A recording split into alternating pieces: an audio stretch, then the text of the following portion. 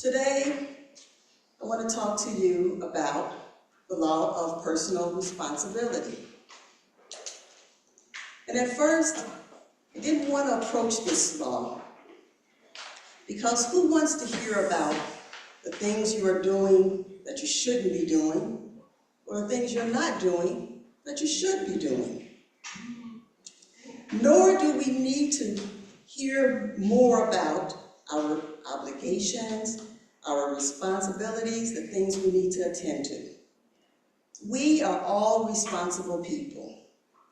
We do what we have to do, working daily, meeting our obligations, being loving and kind to others.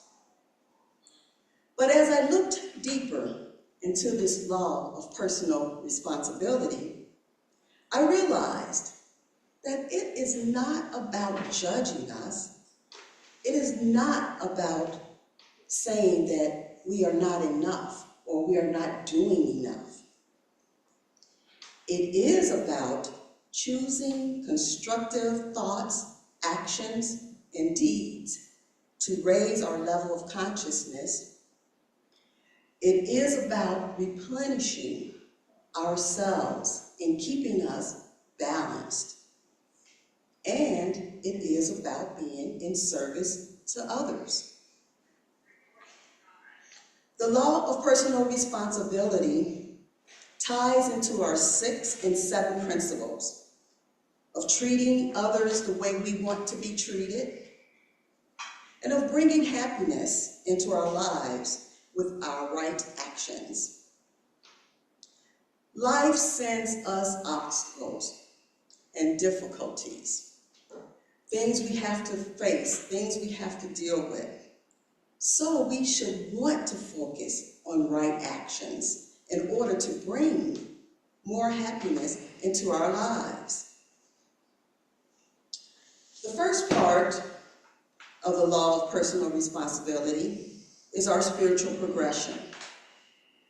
Through our right thoughts and actions, we are responsible for us progressing. Now think about that.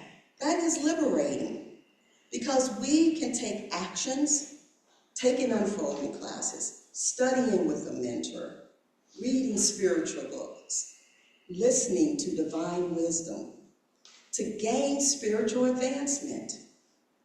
Our elevation, our higher consciousness is not dependent on another person.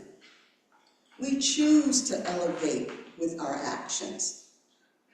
We choose how we respond to life, staying positive.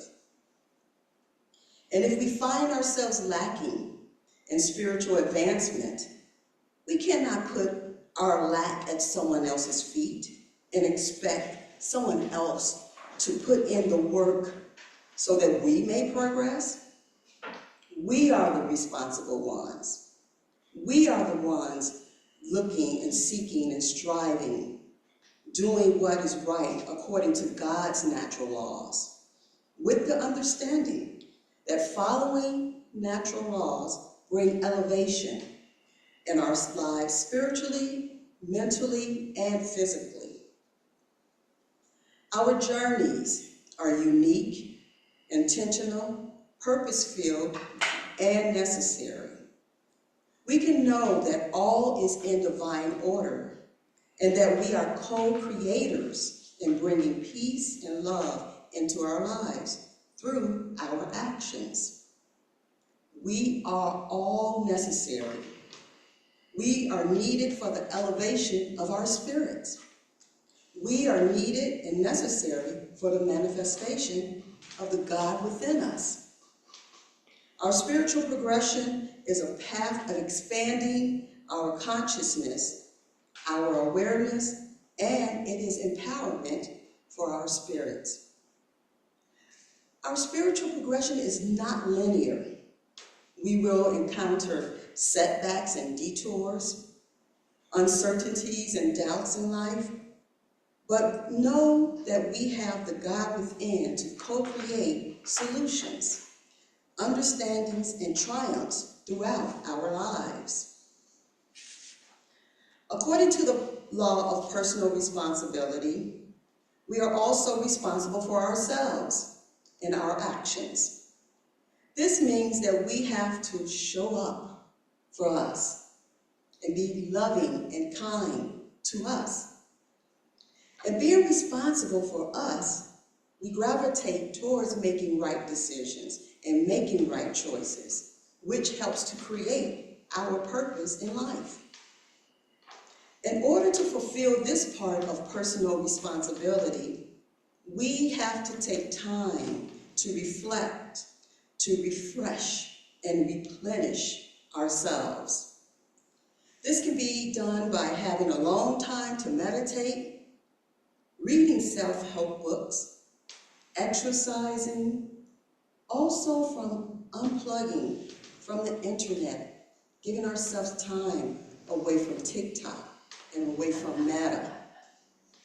We cannot afford to have the superwoman or superman or super person on constantly. We have to allow ourselves to refill and restock.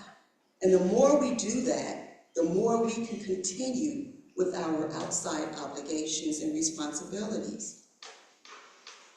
Before I had children, I remember a coworker telling me that she would lock herself away in a bathroom, take a bubble bath. Maybe she might put out candles. And I thought it was kind of silly that she was locking herself away. Then I had children, and with them being underfoot and constantly in need of something and needing and wanting, I could understand where she was coming from.